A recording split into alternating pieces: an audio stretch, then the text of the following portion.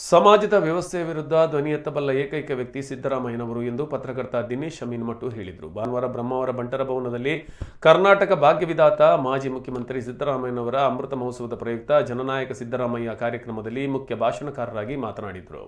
ಬದ್ಧತೆ ಮತ್ತು ನಿಖರತೆಯನ್ನು ಅವರು ಯಾವತ್ತೂ ಬಿಟ್ಟುಕೊಟ್ಟಿಲ್ಲ, ಬದಲಾಗದ ವ್ಯಕ್ತಿ ಅವರು ಎಂದರು. ಕಾರ್ಯಕ್ರಮವನ್ನು ಉದ್ಘಾಟಿಸಿದ ಕಡೂರು ಮಾಜಿ ಶಾಸಕ ವೈಎಸ್ಪಿ ದತ್ತ ಮಾತನಾಡಿ, ಮತಾಂಧ ಶಕ್ತಿಗಳ ವಿರುದ್ಧ ಗಟ್ಟಿ ಧ್ವನಿಯಾಗಬಲ್ಲ ಸಿದ್ದರಾಮಯ್ಯನವರನ್ನು ಕರಾವಳಿ ಜಿಲ್ಲೆಗೆ ಪರಿಚಯಿಸಬೇಕಾಗಿದೆ ಎಂದರು.